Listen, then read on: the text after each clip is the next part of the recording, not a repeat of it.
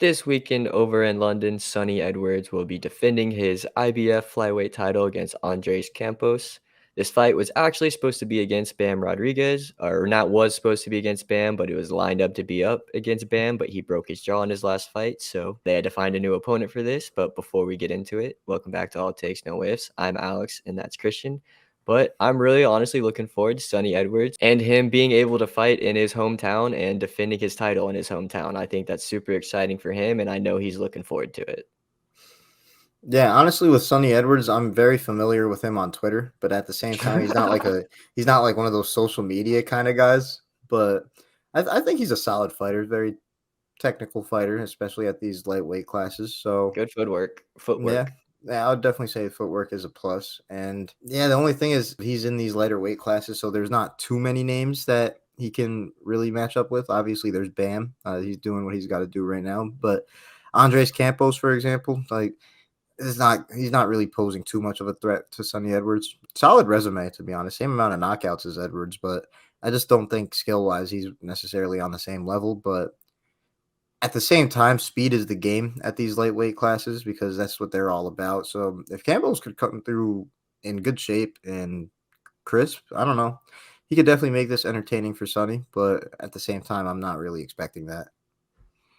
Yeah, I think he can make this kind of an entertaining fight. Andres Campos has a pretty good amateur background. He's won 5 national championships down there in South America and was also South American, I think like national boxer or something like that. So he's got a pretty good amateur record if you want to go Without a look it doubt. up. So I think he is going to bring it a little bit, but I mean, Sonny Edwards, I mean, he's just too good technically. Like we said, he's got really good footwork. This guy's going to be moving around and he only has 4 KOs, but like Christian said, it's going to be the speed that's there. And I think Sonny Edwards is probably just going to wear this guy down all throughout all 12 rounds, to be honest.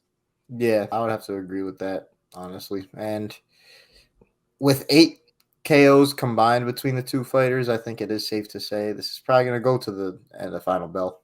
So I don't really have too much to say about this fight other than I'm expecting Edwards to be on top of his game, boxing very clean and sound. So with that in mind, though, how do you think this is about to go?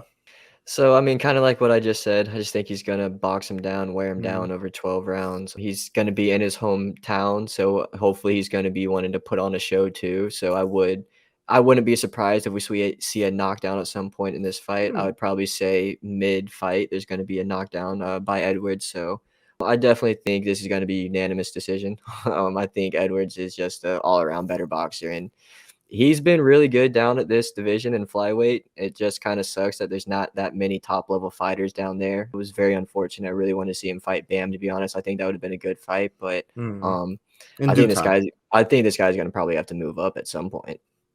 But that's in the future. I don't want to get too much into that. Yeah, because I do think they could still get things situated with Bam as he recovers from a broken jaw. Obviously, that is no joke. Mhm. But Sonny Edwards just needs to get his thing. He needs to get this done this weekend against Andres Campos. And I do have to agree with. I think this is gonna be a decision without a doubt, probably by a decent margin. At the same time, I'm hoping Campos can surprise us and provide a more entertaining fight. But I'm going Edwards with decision.